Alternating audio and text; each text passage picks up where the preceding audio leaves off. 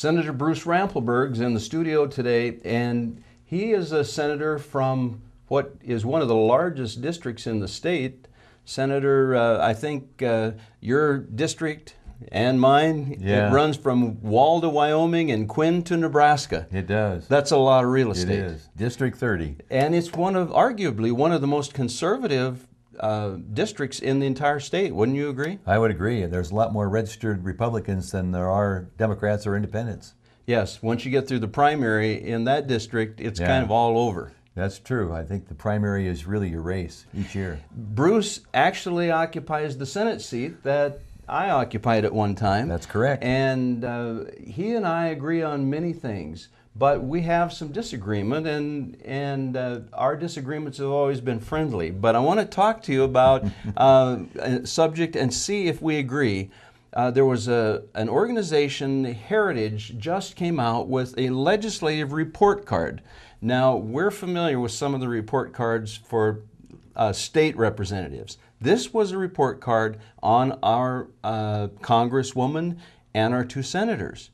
Have you seen it or heard about it? I'm familiar with the Heritage, but I have not seen that report. Okay, well, in this report, Kristi Noem got a whopping 60%.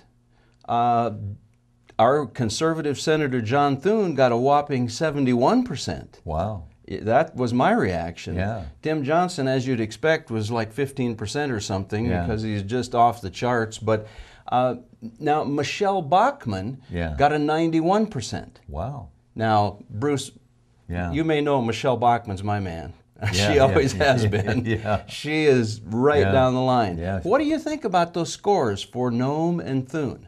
Well, you know, first of all, I'm not familiar with the actual process and how they kind of rated this.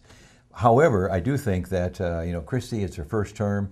I think she's learned an awful lot. I think she also is kind of deluged with a lot of information. And as I have found in the past, that the things that I think are true aren't necessarily the full picture.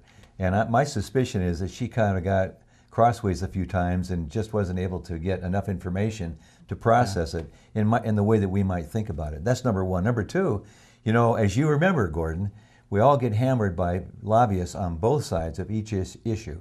And I'm sure that she was lobbied pretty hard by some people who would take a little contrary view to what the Heritage Foundation was looking at. But anyway, I think that they are something that I would be confident. I've not talked with either Kristi or John about it, but I would guess that they are concerned about it, and I'm thinking we're going to be giving it some real careful consideration in the future. I know I would. Well, let me ask you a follow-up question to that.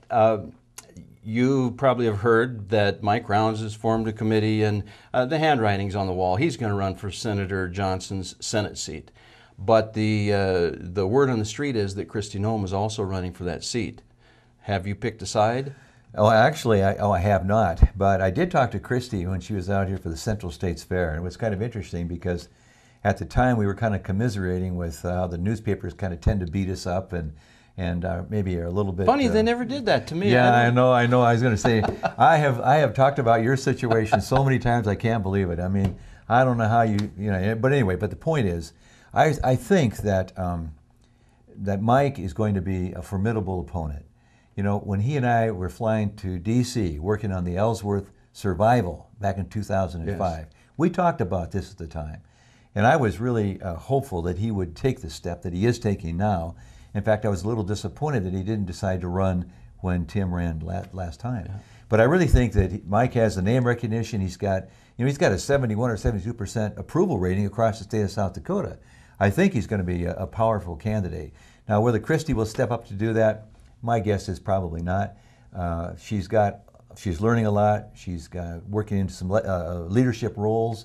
My guess she'll kind of stick with where she's at for a period of time at least. Well, Bruce, we're out of time, but many of us are cheering Kristi on because we think Mike Rounds is not everything that we need in the state. But stay tuned. We're going to talk some more with Bruce, so you won't want to miss it.